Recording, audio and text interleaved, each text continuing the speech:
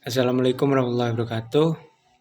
Bismillahirrahmanirrahim. Wabihi nasta'in wa ala umuri dunya waddin. Wassalatu wassalamu ala asyrafil anbiya wal mursalin. Sayyidina Muhammad wa ala alihi wasallim ajma'in amma ba'du. Pertama-tama yang saya hormati kepada dosen pengampu Ibu Yanti Linarsih, MPD, mata kuliah menulis karya ilmiah.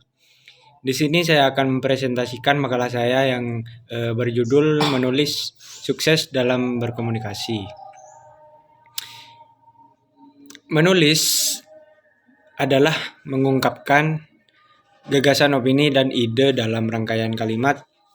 Selain itu, menulis juga membuat huruf dengan pena atau pensil, menyampaikan pikiran atau pandangan, mengarang cerita, dan menggambarkan. Karena itu, penulis juga akan dipengaruhi oleh isi hati, suasana hati, dan latar belakangnya ketika menulis. Sehingga penting untuk menentukan genre gaya bahasa hingga perspektif yang akan disampaikan melalui tulisan. Sedangkan komunikasi adalah proses penyampaian dan pertukaran informasi, gagasan, dan emosi antara individu atau kelompok. Ini melibatkan penggunaan bahasa baik lisan maupun tulisan, menggunakan alat komunikasi nonverbal seperti ekspresi wajah, gerakan tubuh, dan kontak mata. Komunikasi dapat terjadi dalam berbagai konteks, termasuk komunikasi interpersonal, komunikasi kelompok, dan komunikasi publik, dan juga komunikasi lintas budaya. Dalam menulis dan komunikasi merupakan dua kemampuan berbahasa yang aktif, produktif, atau menyampaikan pesan. Keduanya berfungsi untuk menyampaikan pesan atau informasi. Perbedaannya, menulis dilakukan secara tertulis dan tidak langsung, sementara berbicara dilakukan secara langsung dan dalam bentuk lisan. Untuk mensukseskan menulis dalam berkomunikasi, kita harus tahu cara menulis yang baik dan benar.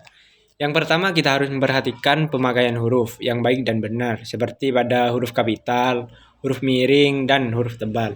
Selanjutnya, mengenai penulisan kata. Yang pertama, kata dasar. Kata yang berupa kata dasar ditulis sebagai satu kesatuan.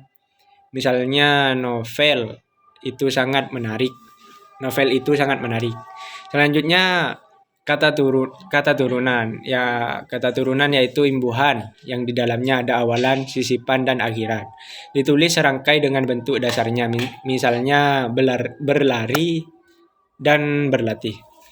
Selanjutnya bentuk ulang. Bentuk ulang ditulis dengan menggunakan tanda hubung di antara unsur-unsurnya. Misalnya anak-anak atau mata-mata. Bentuk ulang di situ ada 3. Bentuk ulang gabungan, kata ditulis dengan mengulang unsur pertama saja. Kedua, bentuk ulang gabungan, kata yang unsur keduanya adjektiva, ditulis dengan mengulang unsur pertama atau unsur kedua dengan makna yang berbeda. Awalan dan akhiran ditulis serangkai dengan bentuk ulang. Selanjutnya gabungan kata. Unsur gabungan kata yang lazim disebut kata majemuk. Ditulis terpisah, misalnya duta besar model linear, duta dan besar gitu. Selanjutnya suku kata. Pemenggalan kata tidak boleh menyebabkan munculnya satu huruf vokal di awal atau akhir baris. Pemenggalan kata dengan awalan, akhiran, atau partikel dilakukan di antara bentuk dasar dan imbuhan atau partikel itu. Selanjutnya kata depan. Kata depan di, ke, dan dari ditulis terpisah dari kata mengikutnya, kecuali di dalam gabungan kata yang sudah lazim dianggap sebagai satu kata seperti kepada dan daripada. Partikel lah, kah, dan tah ditulis serangkai dengan kata yang mendahulunya. Partikel pun ditulis terpisah dari kata yang mendahulunya. Selanjutnya singkatan dan akronim. Singkatan ialah bentuk singkat yang terdiri atas satu huruf atau lebih. Singkatan gabungan kata yang terdiri atas 3 huruf di akhir dengan tanda titik. Dan juga ada angka dan bilangan. Bilangan dapat dinyatakan dengan angka atau kata titik. Angka dipakai sebagai lambang bilangan atau nomor. Di dalam tulisan lazim digunakan angka Arab atau angka Romawi.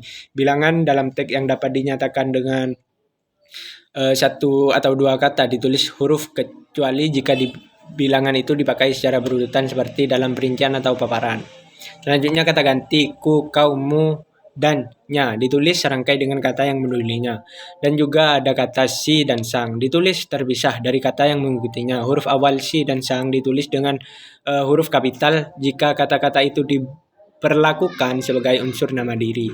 Dan untuk mengenai pemakaian tanda baca ada tanda titik, tanda koma, tanda titik koma, titik dua, tanda hubung, tanda pisah, tanda tanya, tanda seru, tanda elipsis yang titik tiga itu, dan seterusnya, tanda tanda petik tunggal, tanda kurung siku, dan tanda penyingkat atau disebut apostrof. Dan untuk mengenai penulisan unsur serapan dalam perkembangan bahasa Indonesia menyerap unsur dari berbagai bahasa, baik dari bahasa daerah maupun dari bahasa asing seperti Sanskerta Arab, Portugis, Belanda, Cina, dan Inggris. Berdasarkan taraf integrasinya, unsur serapan dalam bahasa dapat dibagi menjadi dua kelompok. Pertama, unsur asing yang belum sepenuhnya terserap dalam bahasa Indonesia seperti reshufel, RESHUFLE gitu. Shuttle chalk dan the ihom par ihom. Unsur-unsur itu dipakai dalam konteks bahasa Indonesia, tetapi cara pengucapan dan penulisan masih mengikuti cara ASI. Kedua unsur asing yang penulisannya dan pengucapannya disesuaikan dengan kaidah bahasa Indonesia. Kesimpulannya di sini yaitu untuk komunikasi dan menulis merupakan keterampilan ekspresif atau produktif. Keduanya digunakan untuk menyampaikan informasi dalam berkomunikasi, dan menulis dibutuhkan kemampuan menyandikan simbol lisan dalam berbicara dan simbol tertulis dalam menulis. Penulisan dan berbicara keduanya merupakan keterampilan berbahasa yang bersifat aktif atau produktif. Artinya penulis dan pembicara atau pengkomunikasian berperan sebagai penyampai atau pengirim pesan kepada pihak lain. Keduanya harus mengambil sejumlah keputusan berkaitan dengan topik, tujuan, jenis informasi yang akan disampaikan. Menulis dan berbicara keduanya merupakan keterampilan berbahasa yang bersifat aktif produktif. Artinya penulisan dan pembicaraan berperan sebagai penyampai atau pengirim pesan kepada pihak lain, dan keduanya harus mengambil sejumlah keputusan berkaitan dengan topik, tujuan, informasi yang akan disampaikan, serta cara penyampaiannya sesuai dengan kondisi sasaran, pembaca atau mendengar, dan corak teks, eksposisi, deskripsi, narasi, argumentasi, dan persuasi. Sekian kurang lebihnya, mohon maaf. Wassalamualaikum warahmatullahi wabarakatuh.